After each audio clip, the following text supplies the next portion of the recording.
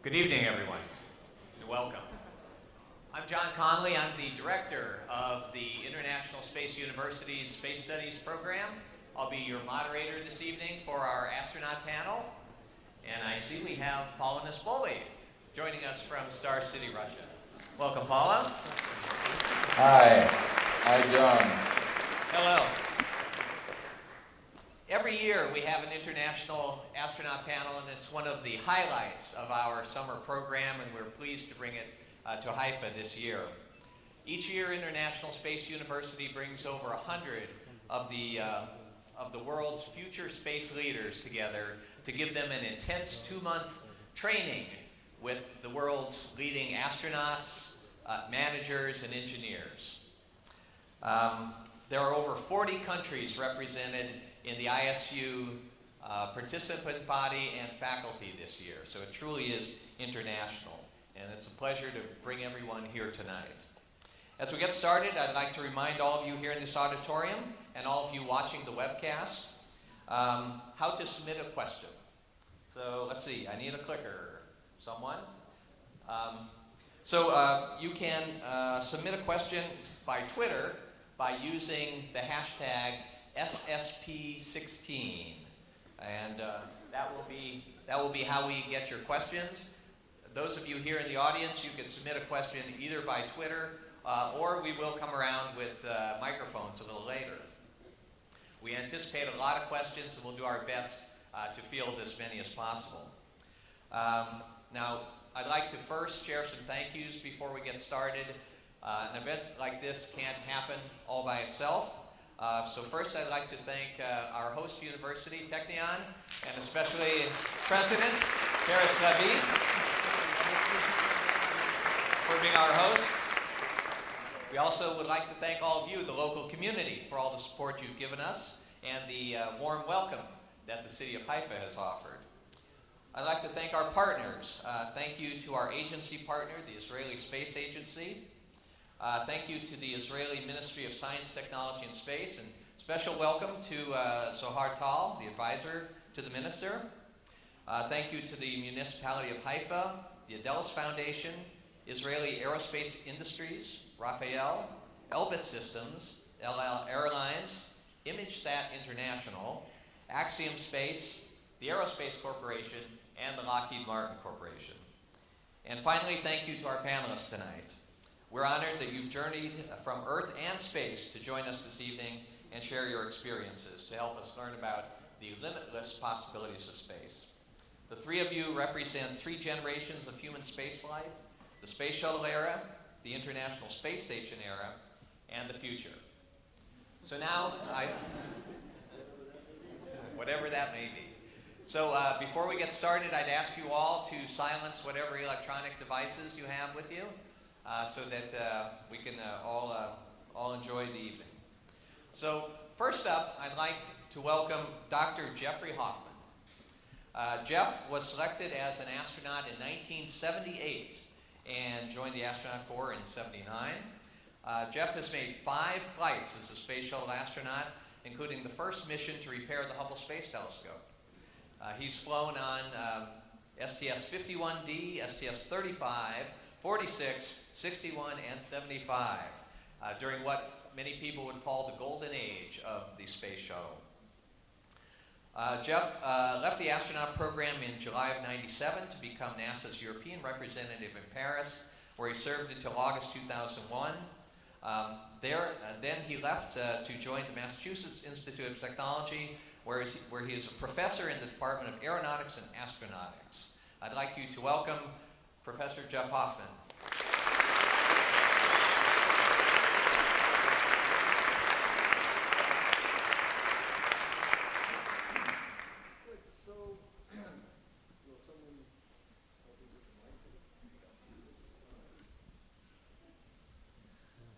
So the plan is most of the evening we'll be answering questions, but we thought it would be appropriate for each of us to briefly introduce ourselves to give you some idea of what we did before we became astronauts, and in my case, what I've been doing since I was an astronaut.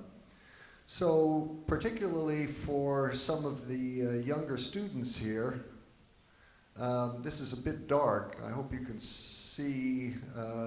I didn't always have no hair on top of my head, and for about 10 years of my life I had a beard. Here I am on Malpelo Island in the Pacific Ocean, where I was participating in an expedition together with one of my graduate student roommates who was a herpetologist, and we actually discovered a new species of lizard on these islands, and I came along. I've always been interested and done a lot of mountain climbing. You can see there are some fairly steep cliffs there, and I was there as the mountain climbing consultant. And I still love going up to the mountains. Here I am in the Sierra Nevada in California, so I try to go there every year with my two brothers and spend a week backpacking. I also love to ski. Here I am in the Canadian Rockies in British Columbia, enjoying some really nice powder snow. And I like skin diving, scuba diving, swimming. Wonderful swimming facilities we have here, which has been very nice in the hot weather. And I like to go to interesting places, and you'll be seeing a lot more about penguins shortly. I won't spoil Jessica's story here, but this was taken on a trip down to Antarctica last year. Whoops. So I was always interested. You need to look at the person at the front of that rocket wearing the cowboy hat.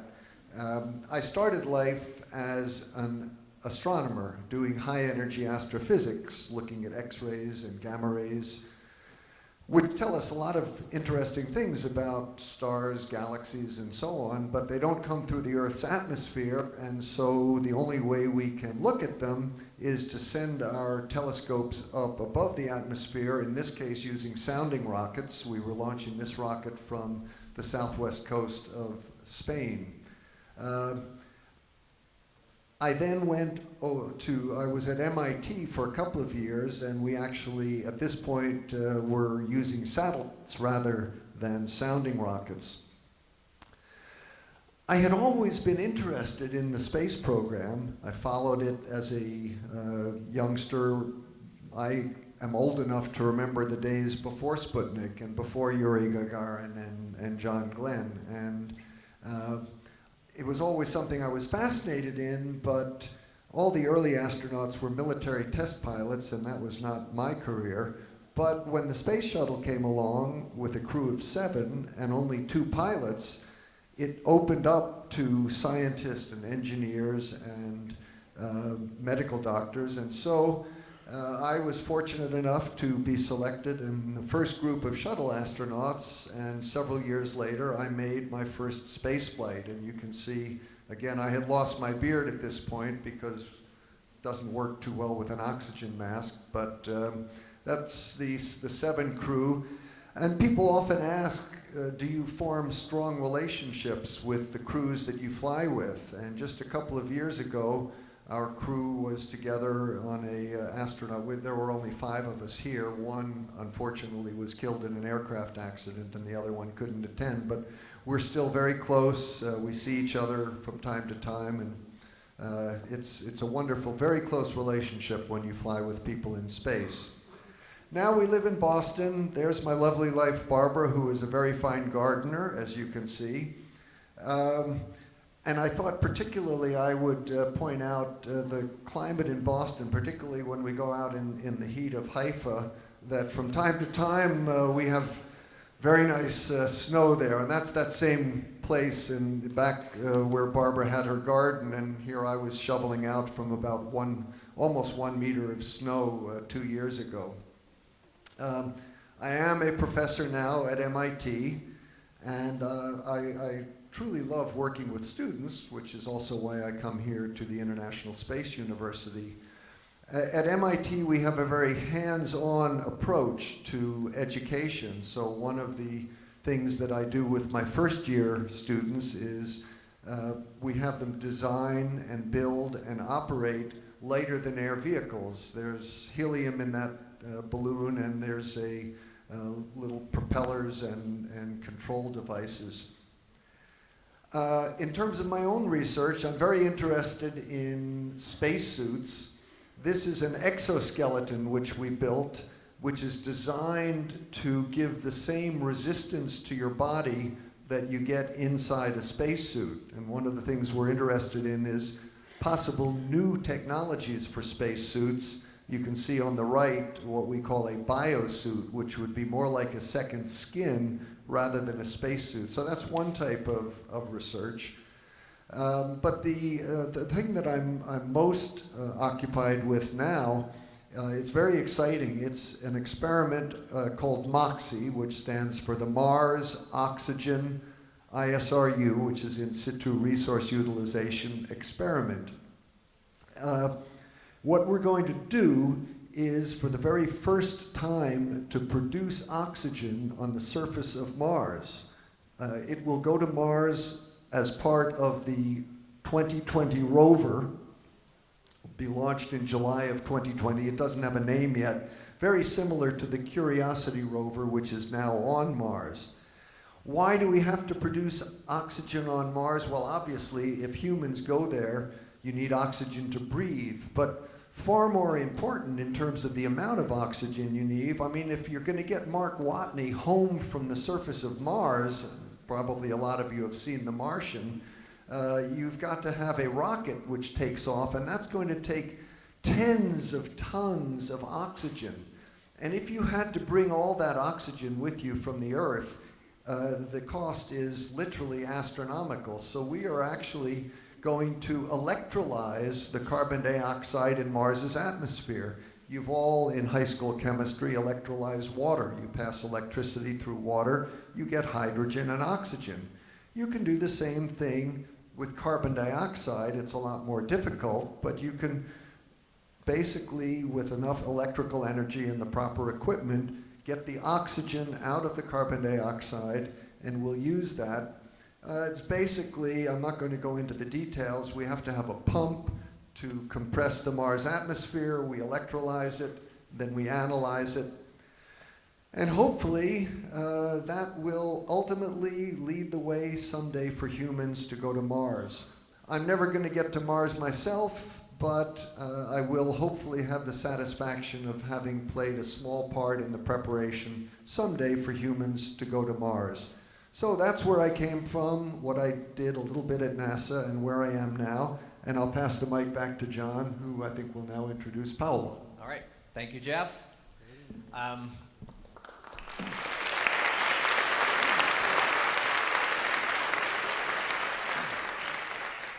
Joining us from Star City, Russia, is Italian astronaut Paolo Nespoli. Paolo received his degrees in aerospace engineering from the Polytechnic University of New York. He first worked at ESA's European Astronaut Center in Cologne before moving to the NASA Johnson Space Center in Houston to work on spaceflight training. In July of '98, Paolo was selected as an astronaut by Italy's ASI Space Agency, and a month later joined the ESA European Astronaut Corps. In June 2006, Paolo was assigned to Space Shuttle Mission STS-120 and flew as a mission specialist. In November 2008, Paolo was assigned to a second space flight, Expedition 26 and 27, going to the International Space Station, where he spent 159 days in space, returning in May of 2011. Paolo is currently in Star City training as a member of the Expedition 52-53 crew to be launched on a Soyuz vehicle in May of 2017 on a 5-month return mission to the International Space Station. Paolo. Hi, John.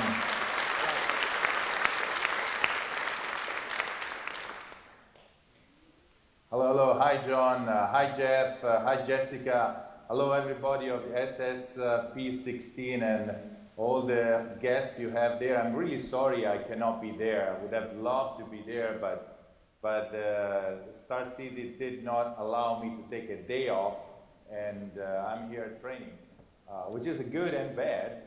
Good because I'm going to fly again, and bad because I don't get to do some of these things, which I think I like personally, but also are very important. And anyhow, thank you. Thank you for allowing me to join you virtually. It's always a pleasure to talk to you. So if I would talk a little bit about my background, as Jeff did, I had a little bit more complicated life because when I grew up in a small town in Italy, and I was trying to figure out what to do when I grow up. At that time, the American astronauts were going to the moon, and when people would ask me, what do you want to do when you grow up? I would tell them, I would like to go to the moon. And of course, they would look at me saying, yeah, of course, yeah, study, you will go. And they would actually think I would be out of my mind, because at that time there were no Europeans, no Italian, and let alone a little guy in the middle of nowhere had absolutely no chance of flying in space. And I did not believe on it myself. And in fact, I grew up, I did my studies until I was 18, but I really had some difficulties in going to the college, to university. And so I stopped a second. As soon as I stopped, I was drafted by the Italian army. At that time, we still have draft in Italy, not anymore, but at that time we had. So I ended up going to the army, thinking I would spend my year there and then come back and decide what to do. And interesting enough, I was kind of projected in a different environment, very operational, and the army actually pushed me in all sorts of directions, challenged me in really finding my borders.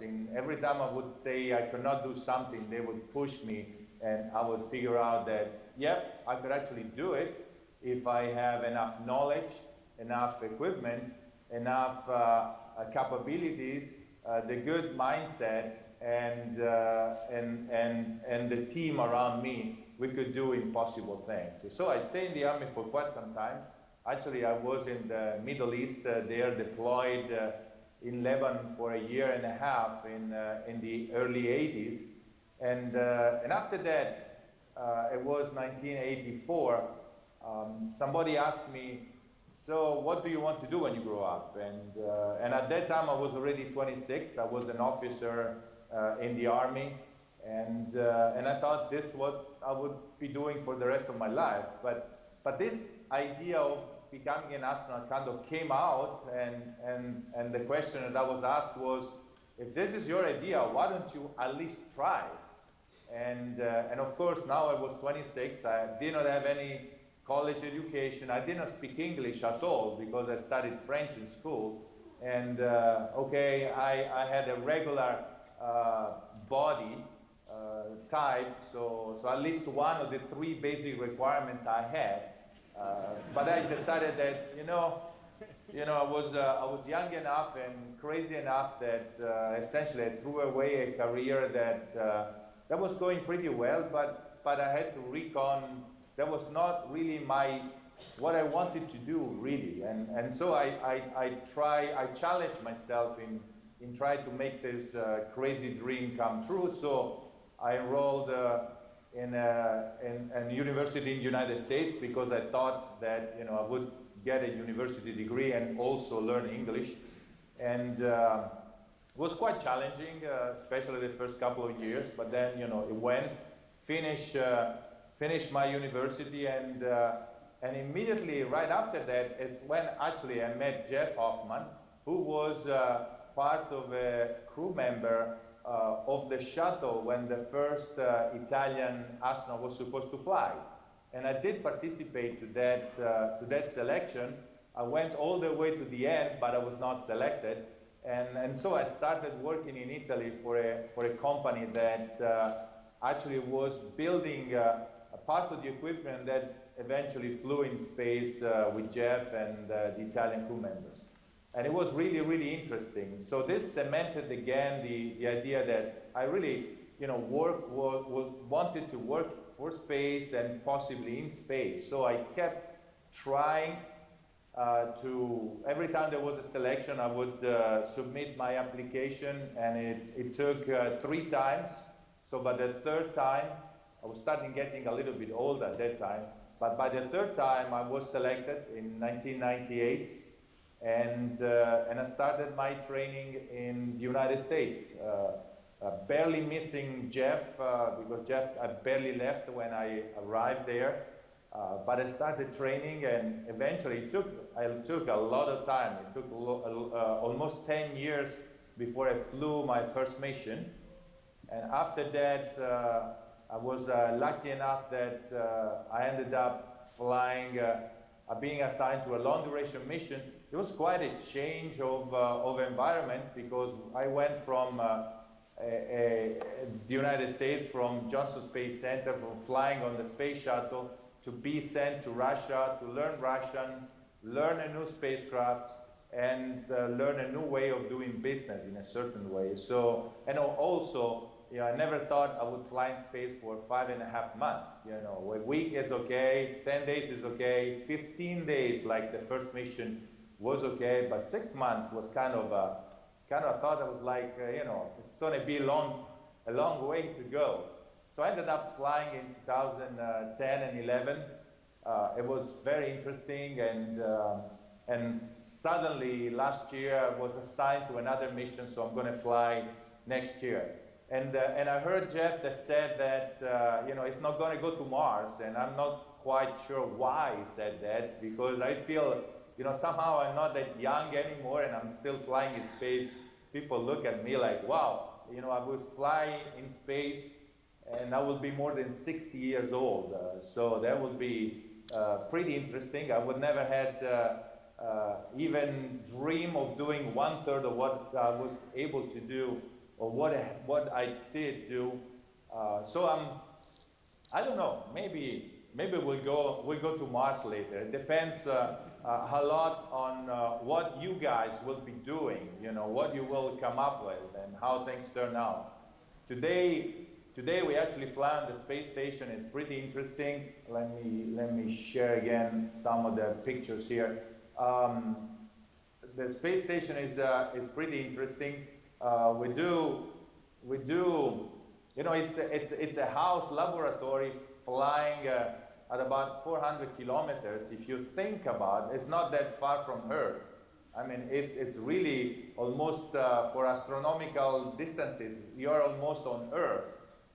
The nice thing is that you're orbiting around Earth, so you're falling, and because of this, you actually don't feel the pull of gravity, and that makes the space station to be a unique platform where you can do things that you cannot do on Earth because of this gravity, which is a tremendous force that kind of make us behave in a certain way here on Earth, and masks a lot of the little forces that are there.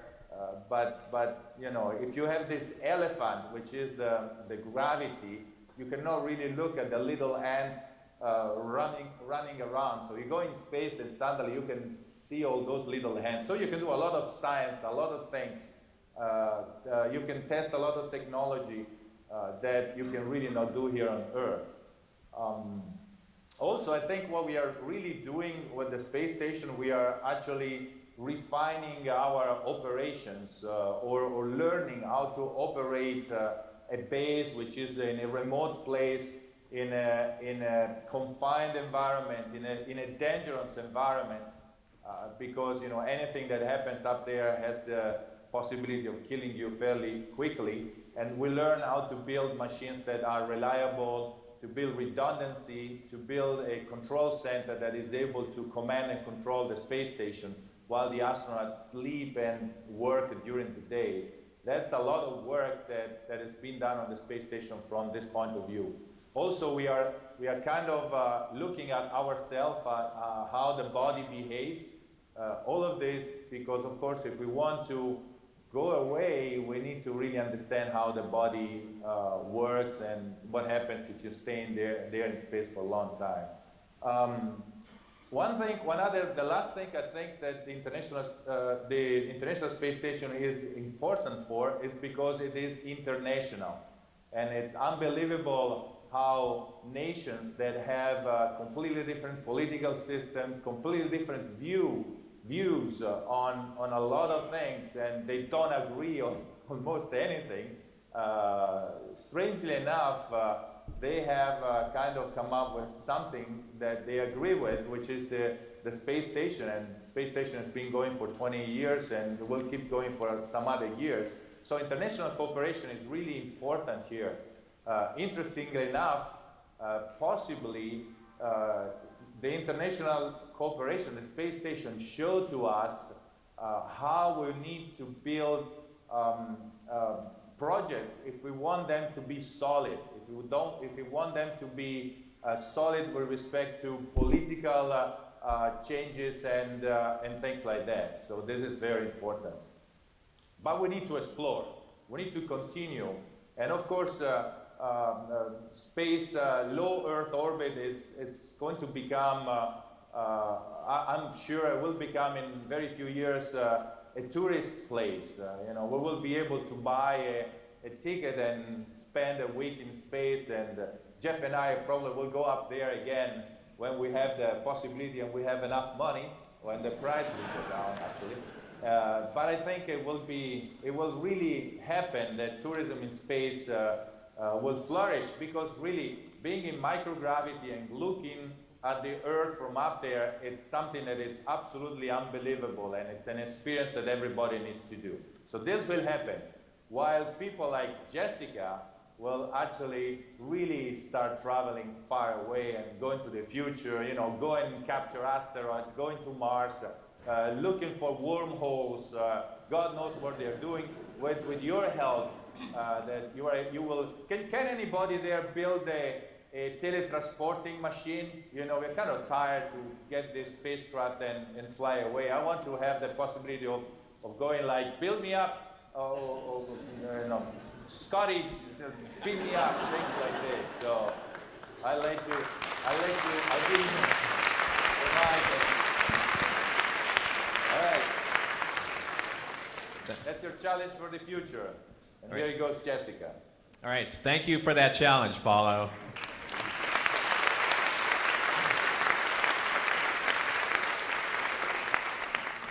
I'd now like to have you help me welcome Dr. Jessica Meir. Jessica is an alumna of the International Space University's master's program from the year 2000 and has a unique international heritage. Her mother is Swedish and her father is Israeli. Jessica was selected by NASA in 2013. She holds a bachelor's degree from Brown University, a master's from the International Space University, and a doctorate in marine biology from Scripps. In 2000 to 2003, Jessica worked for Lockheed Martin's Human Research Facility at the NASA Johnson Space Center in Houston. And in 2012, she accepted a position as an assistant professor at the Harvard Medical School in Mass General, where she continued her research on the physiology of animals in extreme environments. Turns out that didn't last too long, because in June of 2013, she was selected as one of 8 members of the 21st NASA astronaut class. Her candidate training included scientific and technical briefings, intensive instruction in the International Space Station systems, spacewalks, robotics, physiological training, T-38 flight training, and water and wilderness survival training, which we'll hear some about. She completed astronaut candidate training in 2015 and is now qualified for future assignments to the International Space Station and wormholes near us. Jessica.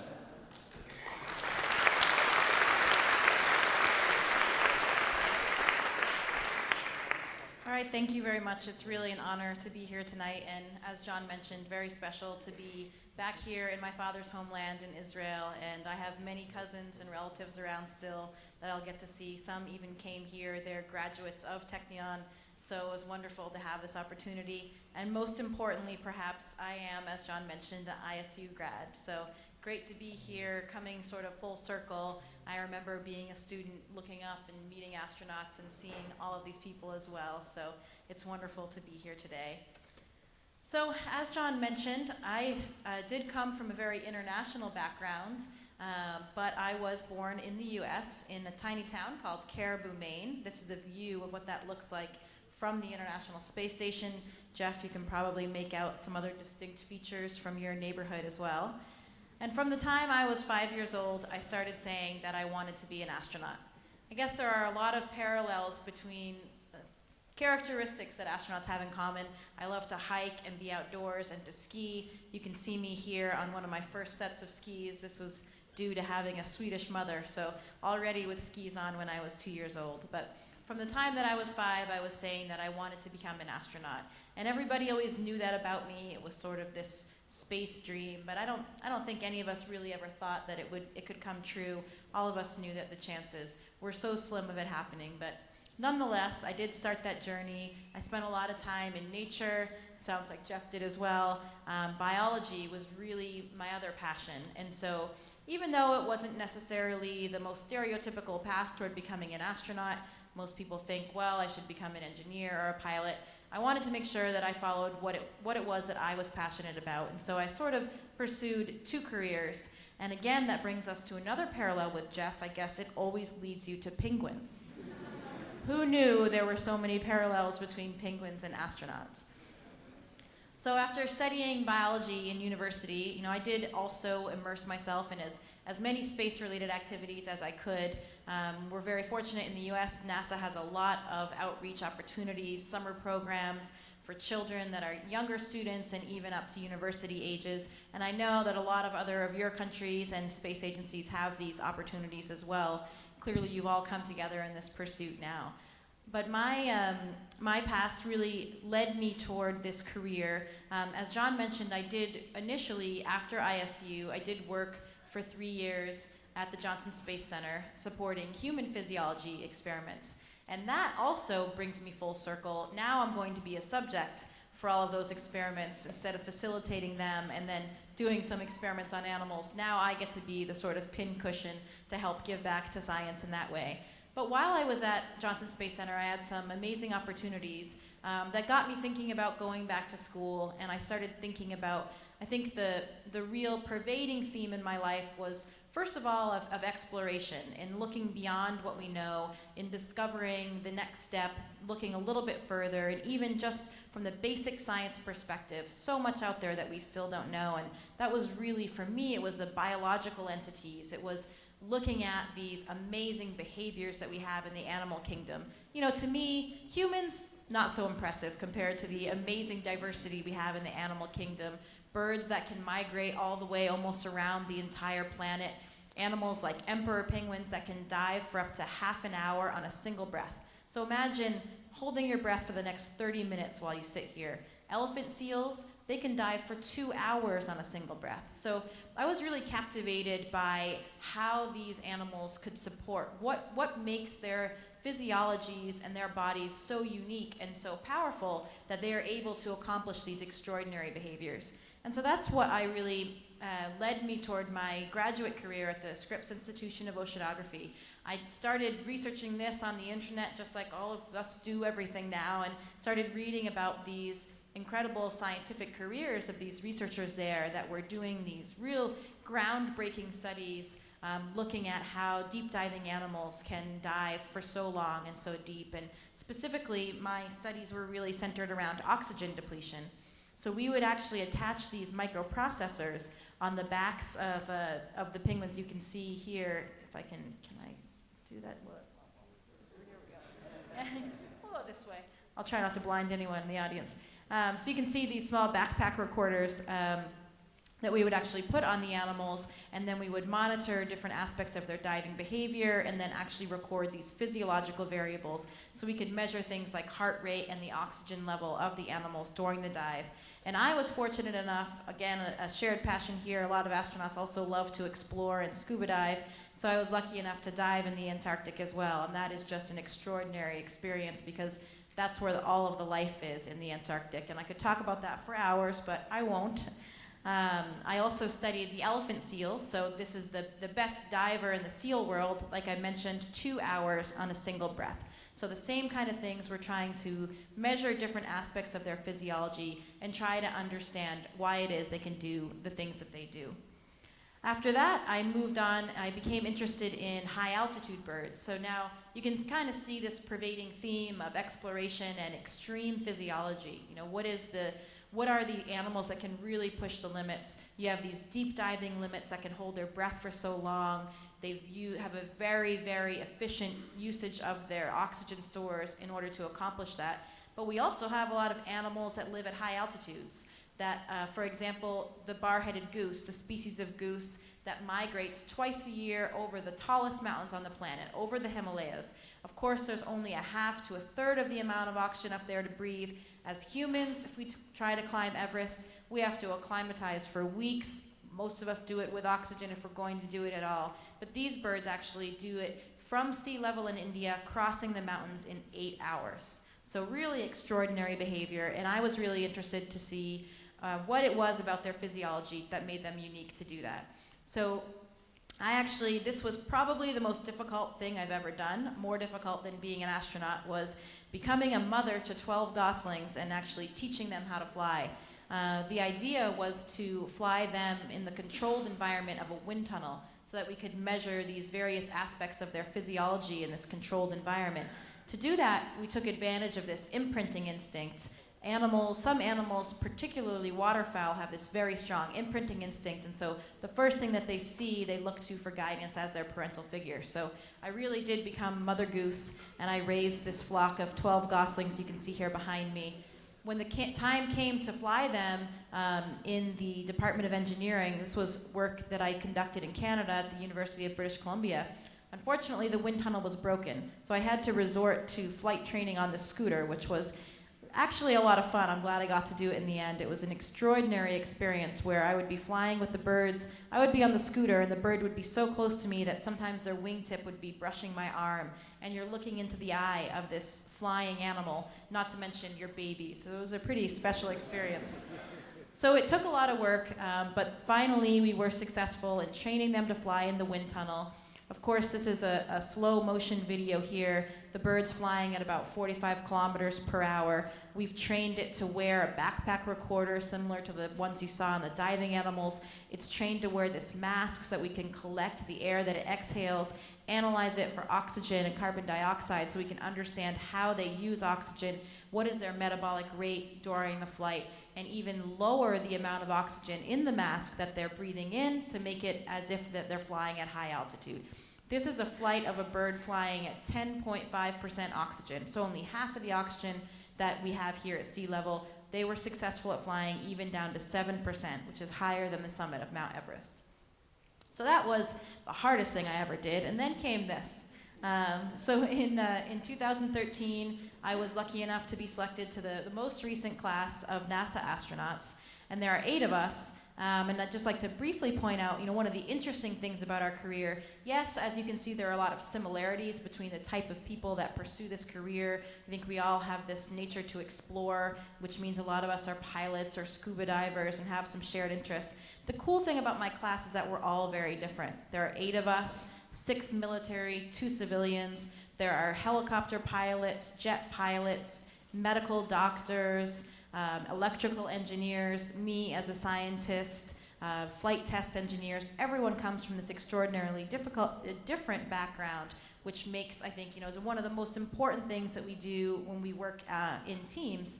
We all bring something different to the table, and that's really something I'd like to emphasize to all of you today. Here you are on this extraordinary opportunity to work with all of these people with this shared interest, but everybody brings a unique perspective, not only from a different culture and from a different nation, but from a different background. You even have artists here among you today. I mean, it's extraordinary, really, the opportunity that you have here this summer. So I really encourage you to take advantage of it. Since I've become an astronaut, as John mentioned, I've been immersed in the training at the Johnson Space Center, where we've learned things to do that I've dreamt about my entire life. I cannot believe I get paid to do this. To learn how to use the spacesuit, to fly in the T-38, the jet that you see here, to learn how to fly the robotic arm, the arm that the Canadian Space Agency built for this space station. And in the other corner here, you can see 2 of my classmates learning about space station systems. This is the most important system. They're learning how to fix the toilet. Paulo, make sure you know how to do that when you get up there. We also have a lot of other tremendous training opportunities. It's a little bit of a different program it is than when the shuttle was flying so frequently. Jeff was in space all the time. Now we spend more time with a little bit more diverse set of training so that when we go on the space station, we can do everything. You know, we not only have to do a spacewalk, we have to be able to fix the toilet, we have to be able to conduct the experiments, we have to be proficient in all these different disciplines. And in a long duration spaceflight environment, teamwork and all the essential skills that you guys are learning here at ISU are emphasized even more, again, in the international perspective, since it is the International Space Station.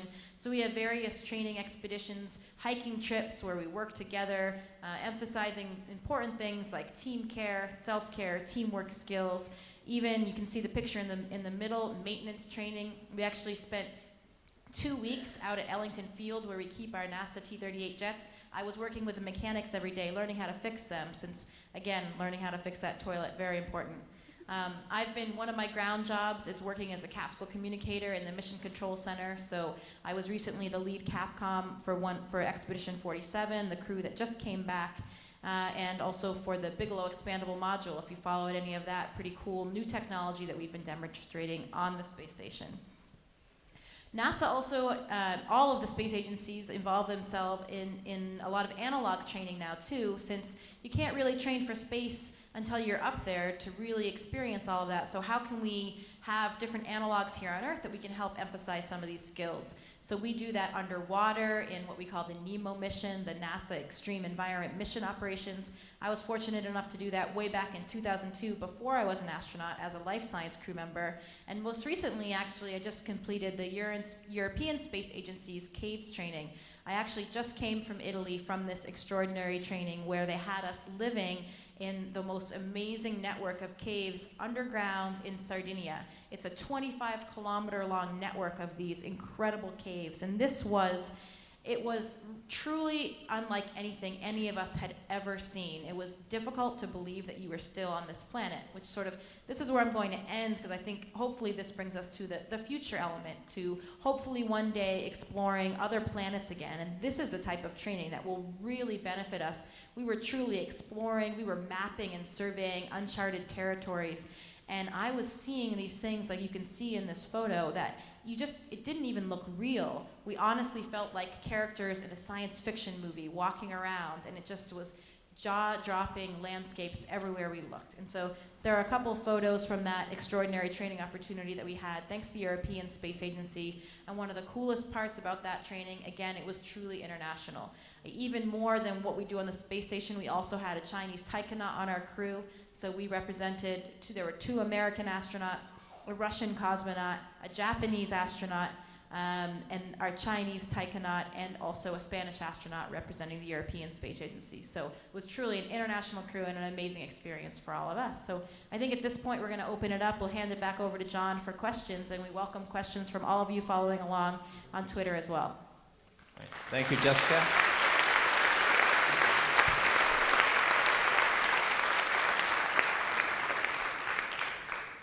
Each of you tell us an interesting story of how you started out becoming interested in becoming an astronaut, whether it was wearing skis at the age of 2 or otherwise. So since each of the 3 of you comes from a slightly different generation of space travelers, I'd like you to just tell us what was that initial motivation that made you want to become an astronaut? And we're interested in how that may have changed or been the same over time. So Jeff, let's start with you. Okay, age before beauty, as they say. I grew up in New York City. My dad used to take me to the planetarium, and I don't know what it was, but I was just fascinated with looking up.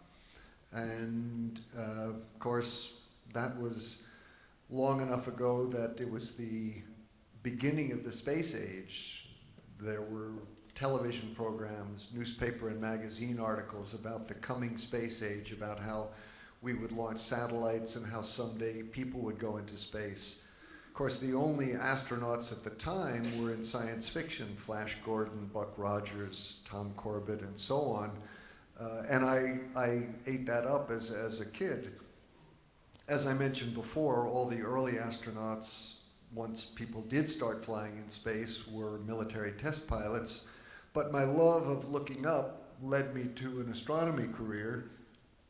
I followed the space program because I was fascinated with it, even though I never looked at being an astronaut as being a realistic career goal, until really when the shuttle came along with the larger crew and the opportunity for larger numbers of scientists and engineers, basically not test pilots, to become astronauts. And once I heard that NASA was looking for the first generation of shuttle astronauts and that they welcomed applications from scientists and engineers, that's when I put my application in, and I was fortunate enough to get selected the first time around, and of course that changed my life.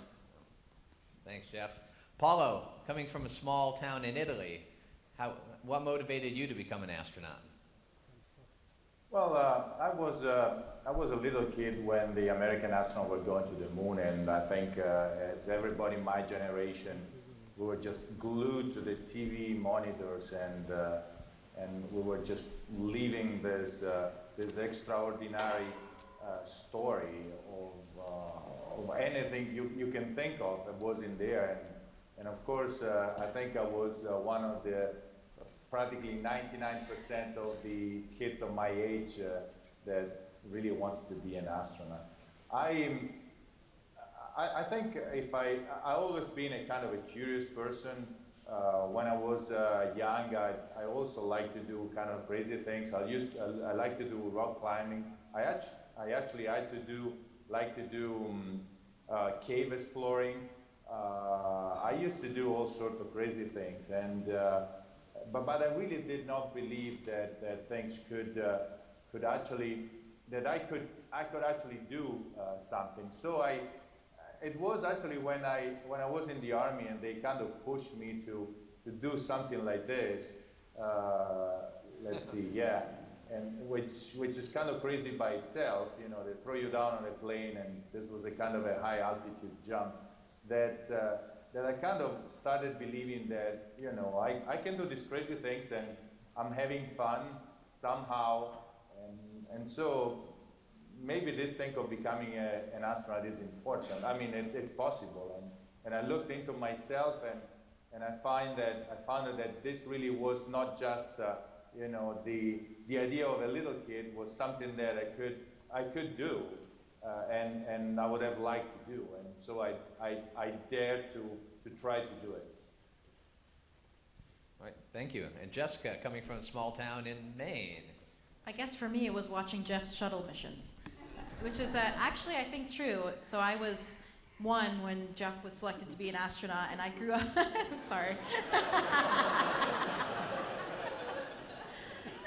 But people ask that all the time. You know, my mom says I did start saying it when I was 5 years old, and there was never one moment that I remember. I didn't know anybody that worked for NASA. I grew up in a small town in northern Maine where there wasn't that kind of a workaround. But I think that it was, you know, the shuttle missions were really captivating to the American public back then, and they were highly televised, and we always watched all of the launches on our major news channels.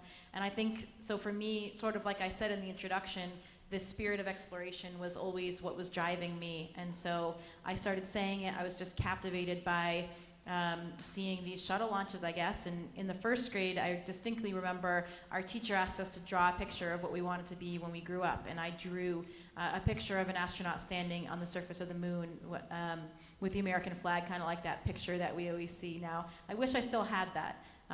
Recently, when I returned home for the first time to give a talk, the first time being back there from an astronaut, my first grade teacher was there. So I got to see her and remind her of that moment. So that was pretty special. Thanks, Jessica. We have a question from one of our online viewers, and this goes out to any of you who would like to answer it. And they ask, what's the best way to promote space in countries that are not as technologically advanced as Israel or the United States? Well, you know, even in countries in less developed parts of the world, in many cases, space can play an even more significant role, which probably most people don't realize. I mean, I know that the development of telecommunications, for instance, in Indonesia was a huge advance for that country, where you have many separated islands which were almost impossible to connect by wires, and yet the use of space brought people together. And it's true that people don't realize how much we're getting from space. So I think what's important, and I also remember once being on an airplane with an Indonesian who was going to a space conference, and he told me that so many of his people that he met on the streets, they were, what are you doing? Is that why do we here in Indonesia care? We have so many other problems. What do we care about space? And it really is something that if this can be taught to students in schools of the many ways that space can be used, not just telecommunications, but for educational broadcasts, which, I mean, India has been a pioneer in this area. But I mean, even in the developed world, so many people don't understand how much we get out of space, and it is a problem of education. Not something that's easy to solve, but the more people are aware of it, the more we will appreciate the role that space plays in the development of the world. Okay. Paulo or Jessica, did you want to follow up on that?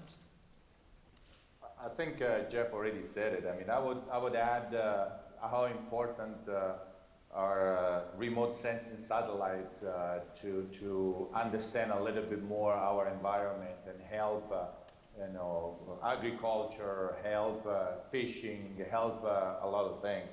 So I think we don't quite understand how deep space touches us, and maybe one of the things that could be done is to promote this at school level in everywhere, even in developed countries, to make sure that enough resources and understanding is devoted to this discipline. All right, thank you. We have another question online, and I'm going to target this to Jessica since she just went through the selection process. What differentiates scientist astronauts from the ones with more traditional backgrounds, i.e. the test pilot engineer type astronauts? So the answer now, at least in the US space program, is really nothing. You know, in the shuttle era, we were differentiating between the pilots and commanders that would land the space shuttle, and then the mission specialists that would do the spacewalks, the science, operate the robotic arm, those kinds of duties. Now, as I mentioned a little bit, we have to receive the same amount of training. We all receive the same training disciplines despite our backgrounds, because when we're up there on the space station, we have to be specialists in everything, not just one thing. So part of the selection process and then the training process was the same for all of us. We all have the same types of training in those kind of core competencies, like I was describing to you earlier. And that's another really interesting component, because we all bring something a little bit different. Some things, of course, learning about basic biology for the space station was quite easy for me. Learning how to fly the T-38 was quite easy for the military pilots. So all of us had different areas where we struggled or had more to learn or excelled. So that was an interesting component as well. Unless something goes very, very wrong, nobody is going to have to land the space station. That's right. All right. Just in case, though, we still do select a lot of pilots. All right, we have a question here for Paulo. Paulo, you've experienced landings in both the Space Shuttle and the Soyuz. Can you compare the two experiences? Yeah, it's quite interesting, because after you fly on the shuttle, which was designed in the 70s, and it could be thought as a relatively old machine. In fact, it's like I would compare it to a Ferrari in a certain way. Being Italian, I like to use this. You have this Ferrari thing where technology is there. You can do anything, almost anything you can think of, and things like that. And then you have the Soyuz, which is I could compare it to the Fiat 500. I don't know if anybody of you knows the Fiat 500, but it's a very, very small car, and relatively simple. So it would be almost too easy to say, why do we go around on a Fiat 500 when you have a Ferrari in the garage? Well, that's a pretty interesting thing. To summarize the point here, I would say that the shuttle was designed with technology in mind, pushing the envelope. And in fact, as a matter of fact, my opinion is that the shuttle is now retired, not because it's old, but because it's still too new. And there are a lot of things that we cannot yet still solve, so we better retiring it instead and try to solve it. And we go back to the Fiat 500, which is very simple spacecraft, but very efficient. And so if you want to take 3 astronauts up to the space station and bring them back to Earth, and with something that is relatively simple and not that expensive, that fits the bill. So yes, you're not going to be very comfortable on the Soyuz. Yes, it's very cramped. Yes, it's really interesting the way they come up with some of the technology and some of the operations, but it works and it does what it's supposed to do. So I think the important thing is that you need to really think of a machine that is able to do the task that is being built for in the simplest way and in the most economical way. And so far, the Soyuz is winning when they want to bring people to the International Space Station. Now, different thing will be going to the future, going to the moon or going to Mars. We are going back to the design of capsules because somehow they are easier and they make more sense.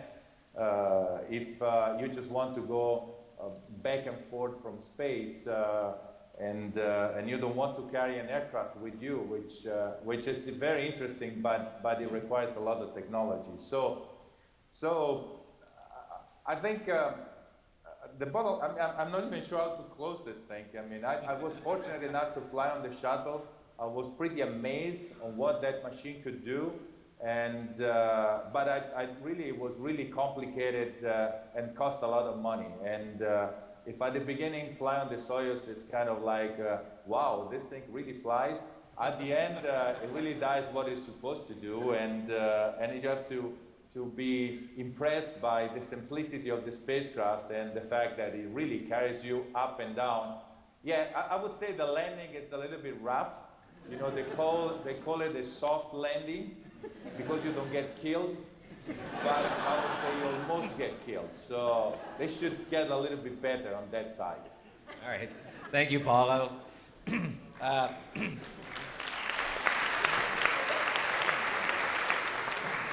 Okay, a question for Jeff.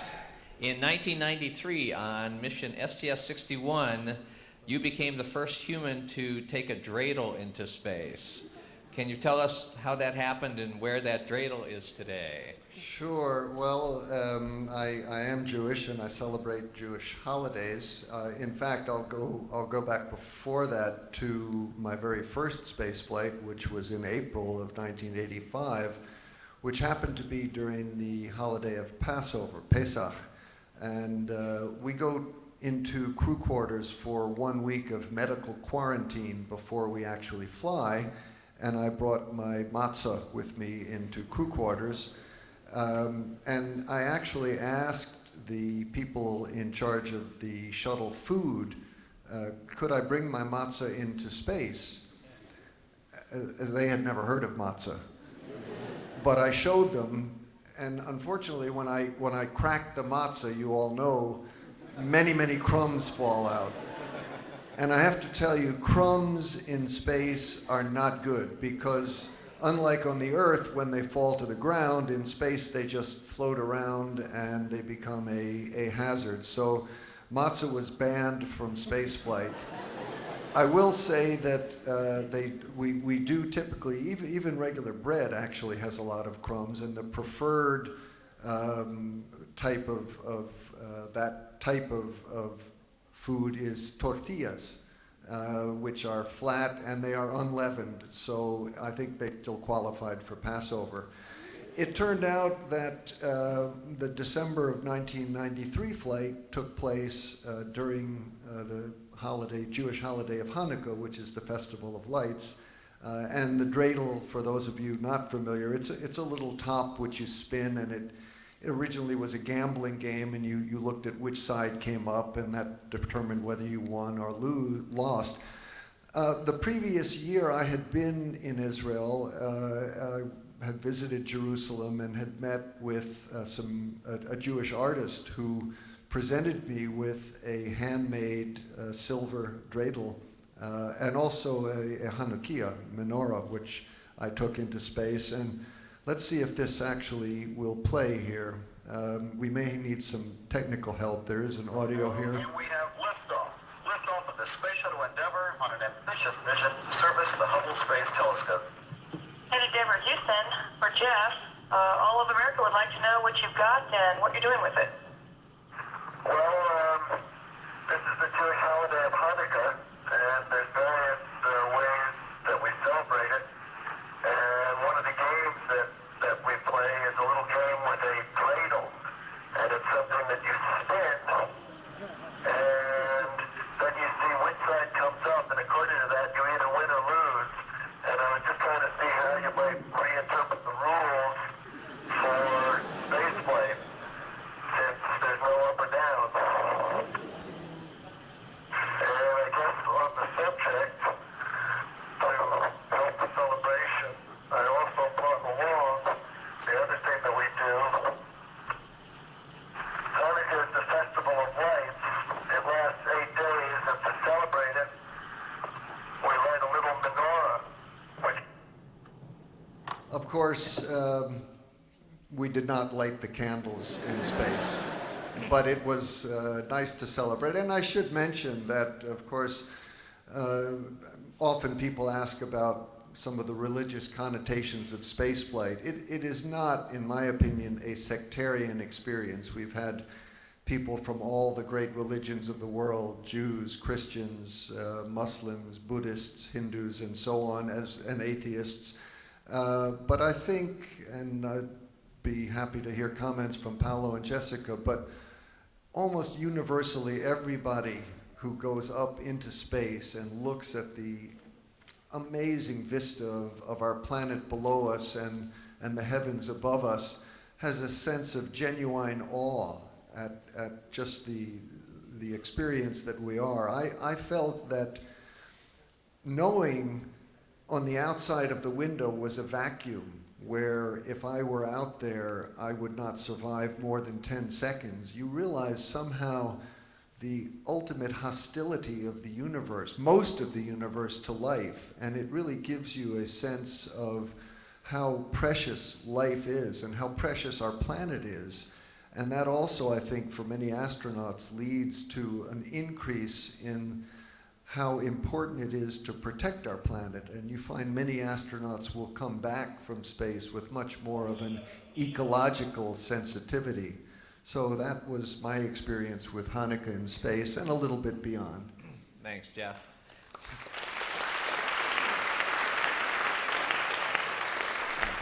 We have a little time to take microphones around and get some questions from the folks here in the auditorium. So whoever is manning the microphones, we can start that. While we're doing that, I have a question from Jessica from Daniel. How did ISU play a part in your career progression and becoming accepted to the astronaut class?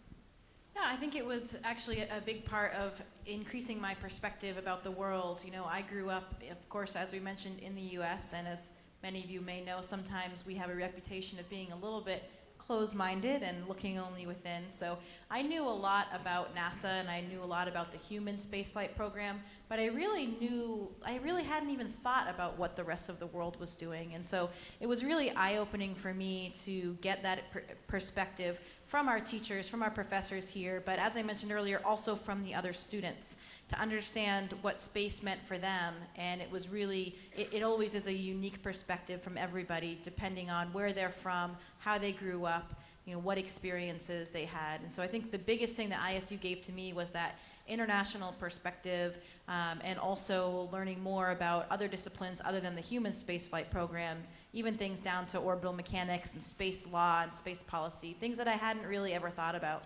I think that helped me a lot, you know, in working for NASA later and understanding, you know, what we're doing with the international collaborations and the space station as well.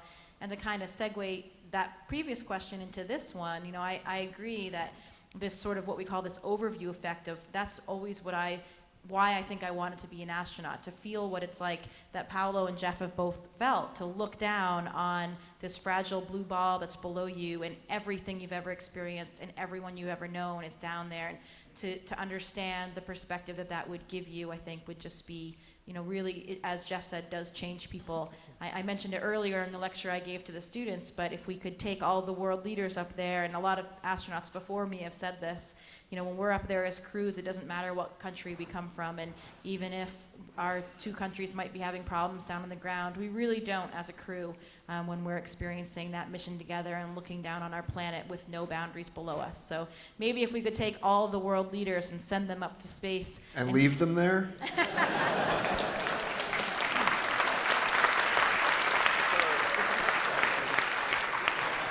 I'm still a government employee. I didn't say that. He did. But maybe to at least give them that experience, I think, is an important one, and something that all of you guys will benefit from having this ISU experience.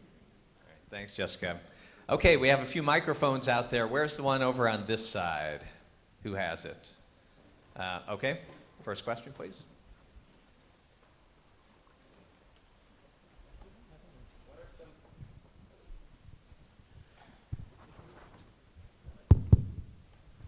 What are some of your favorite experiments that you've performed, either down here or up there? Favorite what? Experiments. Oh, Paulo, maybe we should let you answer that one first. You spent a lot of time in space. Yes.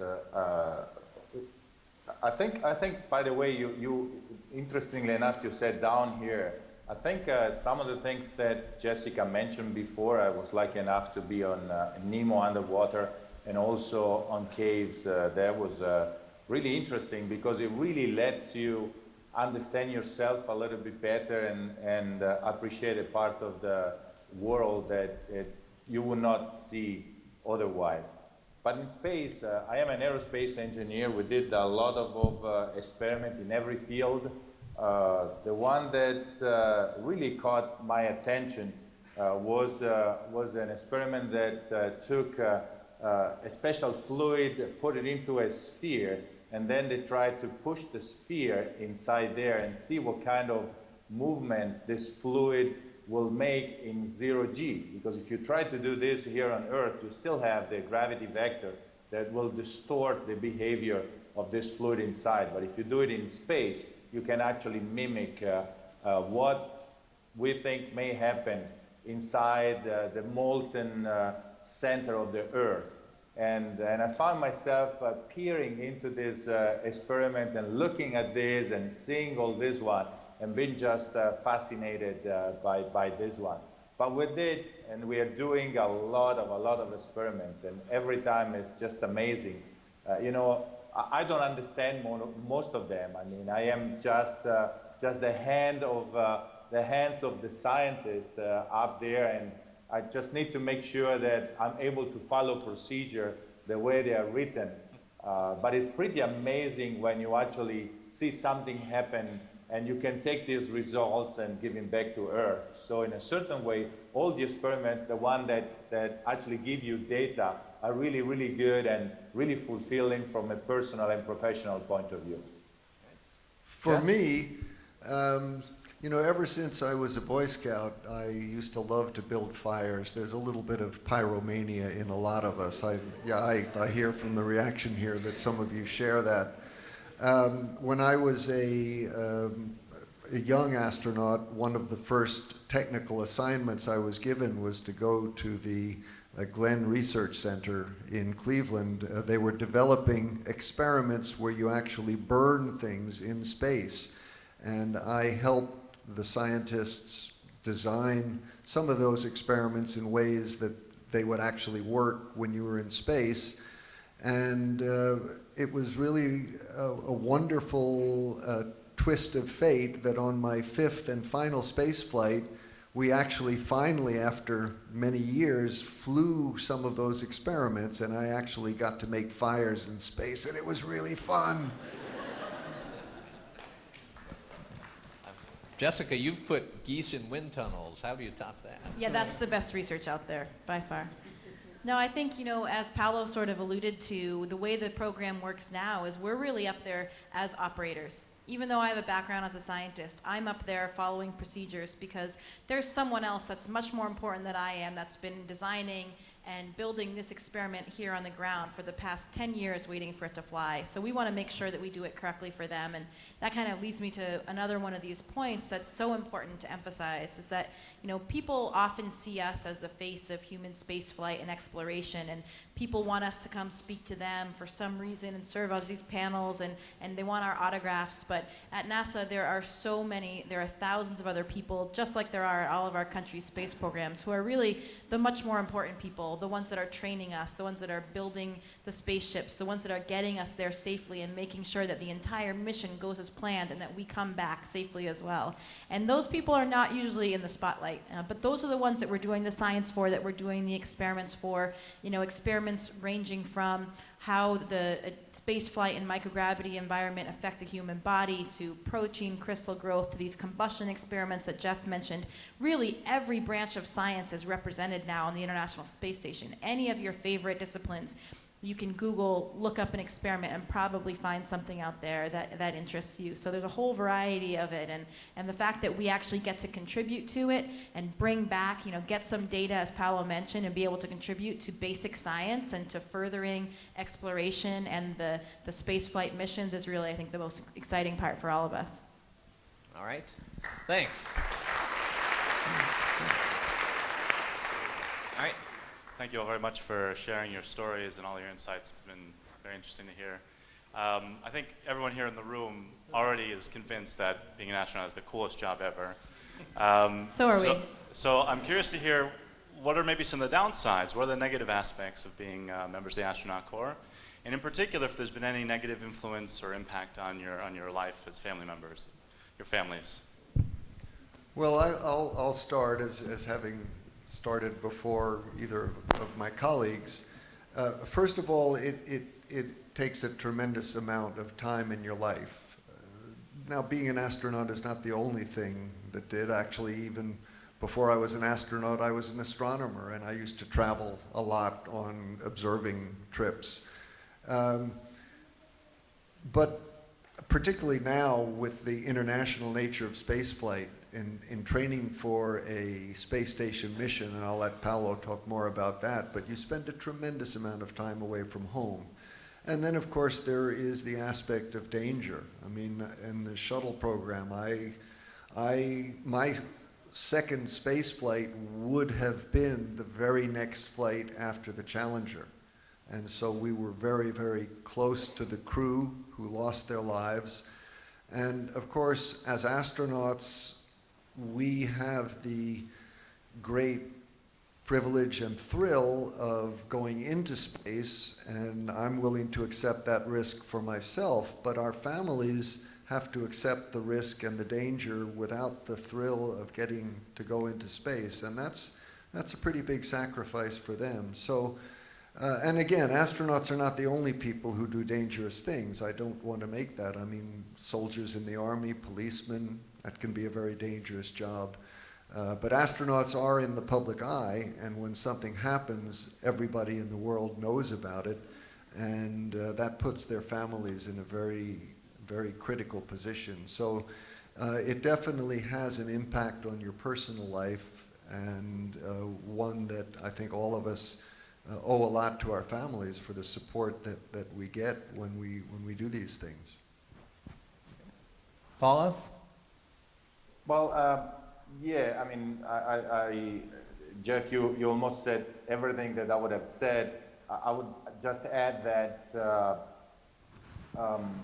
somehow you become an astronaut and you cannot plan your life anymore. You don't become the owner of your life, and you don't really know when you're going to fly. If you're going to fly once, twice, 3 times, it's very, very, very, very difficult to plan this. You know, anything can happen. There can maybe an accident, and there was one while I was waiting, and that delayed our flight, my first flight for 3 or 4 years. There were political actions that kind of changed things. So it's very difficult. One thing for sure, though, is that, and this is difficult to tell people, but we said it most of the time, is that today, if you become an astronaut, you are essentially a technician that works in space. You know, I always tell people, my job today is to be a space electrician, a space plumber, a space crane operator, and of course I get to do all these things in space, but if you're doing fantastic research like Jessica was doing, and you're on the verge of really discovering something out of this world, today as an astronaut you probably cannot do it. And because you have to focus on, you know, learn how to fly robotic arms in space, and you might not be really good at it because you are a good scientist or something like this, but you really need to be an electrician. You need to really to learn how to work with, you know, a torque limiter. So there are some downsizes. Again, it's something that you need to understand and live with. Yeah, I think I just have a briefly add a little bit along the same lines. I think they've answered it pretty well here, but I think it is, you know, having recently been selected, when you become an astronaut, it's not, you know, when you're just straight out of college or university and you haven't started your career yet. It's after you've already demonstrated yourself in another field that you've come to love and that has really made you fulfilled and content. And, you know, I knew I had this dream of becoming an astronaut, and I felt so fortunate to then find this other career that truly made me happy because I knew there was such a small chance of becoming an astronaut. But then, of course, after you find that, that's the time when you do have to give it up. And, you know, of course you would give it up for your childhood dream, but it is a little bit bittersweet to leave that career that you've built up and something else that you're so passionate about. And that's true, you know, for all of my classmates coming from their respective fields. Everybody does have to give up something. And then we all have to move to Houston, which has its downsides as well. But, you know, it's actually a pretty cool city. I don't really complain about it anymore. There are actually great things in Houston, too. So come visit. I'll give you a tour. Well, Jessica, you can move to Moscow.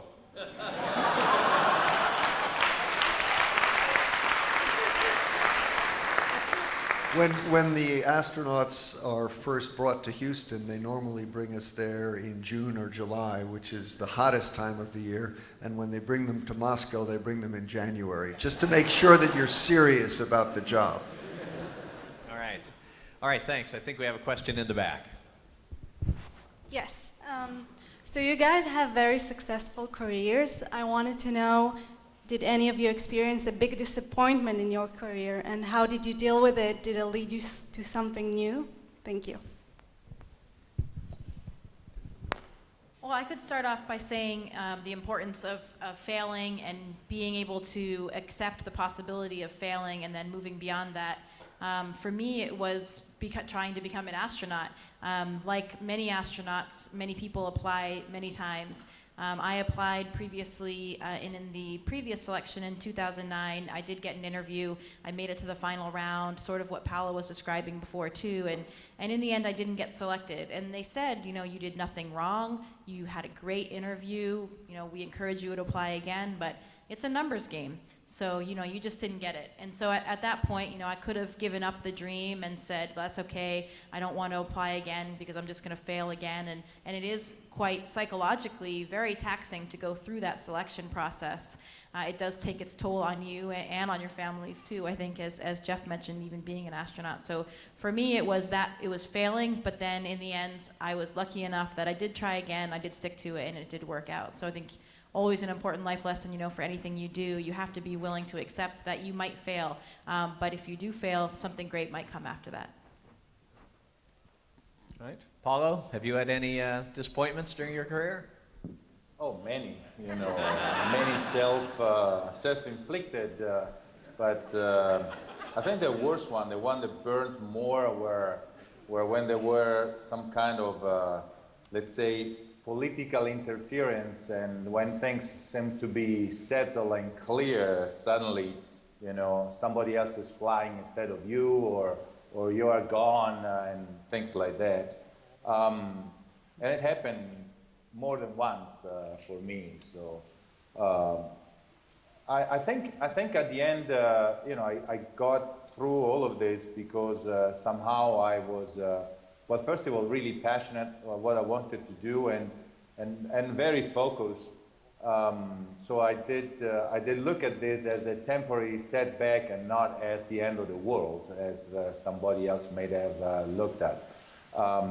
At the end, I think it's important that you choose a career that really is your passion, and so whatever is happening on the middle of the road is not going to do anything, because you're doing what you have, what is your passion. I mean, you know, a lot of people, some people would trade off what they really like for what they really need to do to obtain something, and then they lock themselves into a corner where if anything goes wrong, their whole life goes wrong. And so I tell people all the time, really make sure that you understand your passion and follow that, because it doesn't matter what happens to you, what happens on the road, just or unjust, crazy or whatever, you will still be doing something that is your passion, and so you will not be disappointed. Right. Thanks. Jeff, any disappointments in your career? Well, you know, I've been a pretty lucky guy, and I was actually selected as an astronaut the first time I applied. On the other hand, one of my colleagues who came in quite a bit later, he didn't get accepted until his fourth time, so he persevered.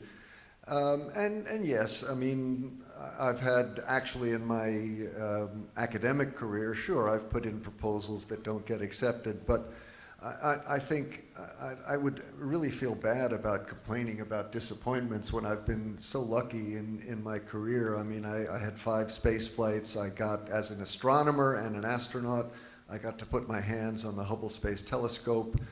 I guess as an astronaut, the biggest, if I would call it a failure, Paolo mentioned that when we first met, it was involved in the Italian-American collaboration on the tethered satellite project. I'm not going to go into the details of it, but we spent many years working on this, and we actually flew it twice, and in both cases we had major failures, which were very frustrating, and we felt bad about it.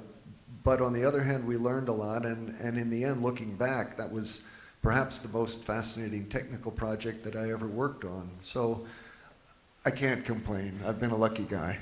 All right, thanks. Okay, do we have another question over here on this side? Or, oh, one down here. Oh, there we go. Okay. Hello. Thank you so much for being here tonight. It's a great opportunity for us. I wanted to ask, like, did your training mentally prepare you for the experience of being in space? Or was that an experience you can't prepare for, if you understand what I mean? Well, we do prepare for it, and it's absolutely critical. You cannot recreate the total environment of space on the ground. It's too different. We have many, many different ways of training, different types of experiences, from the analog experiences that Jessica talked about to all sorts of physical training in parabolic flight, where you can experience weightlessness for 20 seconds at a time, to going underwater to train in a spacesuit, to working in the electronic simulators where they put all sorts of problems in you. Each of these simulators exposes you to a different aspect of space flight, and then what you have to do as an astronaut preparing is to integrate these experiences in your mind and putting them together. And then when you get into space for the first time, you realize you didn't know what it was all about, because space is so incredibly different than anything you've experienced before. I'll never forget my first flight when I went up and I went through this incredible experience of launch, which you've never experienced anything quite as powerful as that, Maybe if you've lived through an earthquake, you have, but that's sort of what it felt like, all the shaking around. And then the engines cut off, and all of a sudden I was floating. And of course, I had experienced weightlessness before in the parabolic flights for 20 seconds. But after about a minute, I realized we weren't going to pull out. I wasn't going to fall down to the bottom of the plane anymore. And I floated over to the window, and there was the coast of Africa coming over the horizon. And that's when it really hit me. You're in space. And I couldn't stop smiling for about, 5 or 6 hours. So yes, we do everything we can to prepare astronauts for the experience of being in space. And I think the preparation is really superb. But nevertheless, the experience itself is so different from anything that you've done before that once you've been there, then then you look at it completely differently. So we train and we train and we train, but it's still an incredible experience when you get there for the first time. All right. Anyone else want to take that one? Paulo, Jessica? I'll let you know in a few years. Yeah, I can say something which is pretty interesting because I flew on the shuttle, and it was a 15-day mission, which is fairly long for a space shuttle. And though space shuttle is planned minute by minute, and it's very condensed, and you don't really care. You don't eat, you don't sleep, you don't do anything. You are in a very cramped, small environment. You just have to make sure that you do the tasks that you're supposed to. And yes, you get some minutes here and there to go and look outside the window, things like this, but you are really working really, really hard. You have not really enough time and space to really do something different. Now you get to the space station, and this is a completely different environment. The place is much larger, much bigger, and you're going to be there for 6 months or 5.5 months, whatever it is, or even a year now. So you really need to change your parameters, and it takes several weeks. I would say that it takes normally like 3, 4, 5, 6 weeks before you really become an extraterrestrial person, before you really don't think anymore that you need to move from one place of the space station and the other side of the space station and try not to hit anything and not rip off all the computers from the walls and cables and everything. And at the beginning, it's very, very difficult. And then suddenly, you become this guy that is Superman or Spider-Man that can go from one place to the other and spins around and turns around and things like that. So, and there is nothing that can prepare yourself for this. And actually, there are some astronauts that can do this fairly quickly and fairly nicely, and they really, really work well in space, and there are others that cannot. They can never become extraterrestrial people, and they struggle, or at least they fulfill their task, but it's a struggle. It doesn't become natural. And there's nothing you really can do today to prepare for this. So it's really, really interesting, the situation. I think I usually tell people, space is like living a life where the conditions around you change, and you can sit tight and wait for the conditions to get back, or you can explore, you can look around, you can do things like you are a little kid and start doing things, and things don't work, and you break stuff and you lose a lot of times, and then eventually everything starts clicking, and it's pretty amazing. And this is part of the discovery things. This is part of the beauty of space, and it's a really, really good feeling that I hope everybody can experience in the future. And Jessica, maybe you can volunteer for this 1-year flight that is coming up. Maybe that helps a little bit in really approaching the perfect extraterrestrial feeling. Yeah, volunteer or not, we'll see what happens. But perhaps for the ISU students, it's the difference between the summer session and the master's program, from shuttle to space station. All right. So we're nearing the end of our time tonight. I wish we could stay here all night and answer every question, every hand that's up. But we have one more. We have to do that one.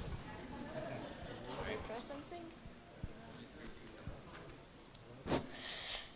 So I wanted to know what is the most scary thing in space? Probably soon, Paulo.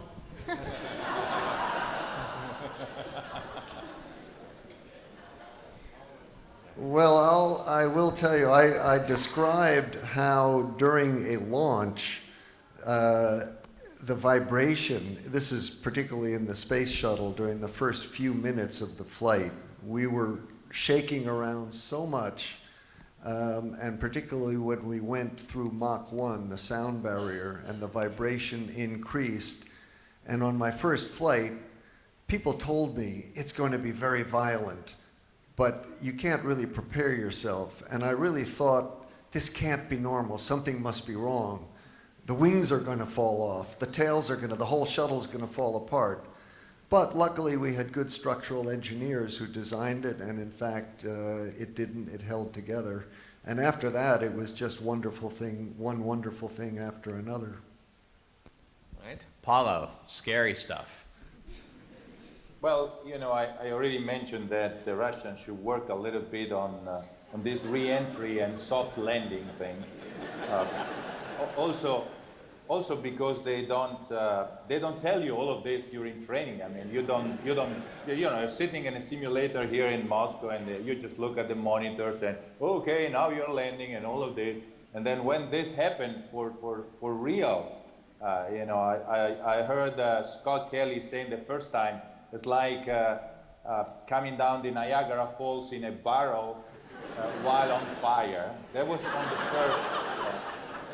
The second entry, it was in my office, and he looked at me and said, "Well, it's a kind of a medieval way of coming back from space, you know." I could say all of these things, but funny enough, I think we actually, I mean, there was actually nothing that really scared me. I mean, meaning that I was panicking or something like this. I think the training is really good, and I was never faced with anything that really threw me in a position where I felt I was going to kind of, you know, lose my life or do something crazy. So I strangely enough, I can say a lot of things were interesting, but not really scary. Except that, you know, I was part of the team that would have gone outside in a spacewalk in case of a problem. And so Scott Kelly and I were scared that nothing would happen so badly that would not would allow us to go out in space. So strangely enough, we were waiting for 6 months on the space station that something really bad would happen, so we could go outside in a spacewalk, and it did not happen. So I guess we were too scared for doing that. I can just add sort of the reverse of that experience. On my very first flight, we had a problem with a satellite that we launched, and they assigned me and a colleague who had trained to use space suits, but we were never planning to do a spacewalk. This was the first time that NASA ever did an unplanned spacewalk. And when we first heard them say, "We're going to send you outside," we were so excited. And people asked me afterwards, "But weren't you scared?" I said, "Yeah, we were really scared they were going to change their minds and not let us go." So there you go. All right. Thank you all.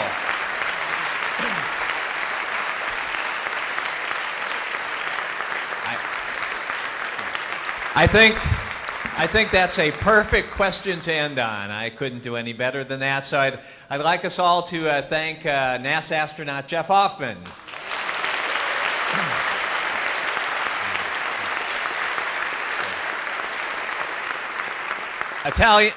Italian astronaut Paulo Nespoli.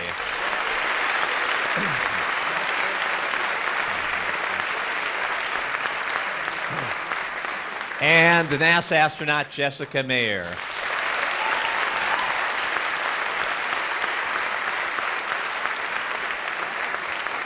All right, thank you, everyone.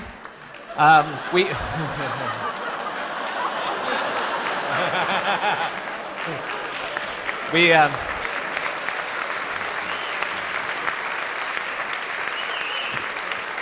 have a short 30-minute window. If you wish to get your picture taken with Jessica, she'll be up here. We'll form a line up the stairway here if you'd like a picture.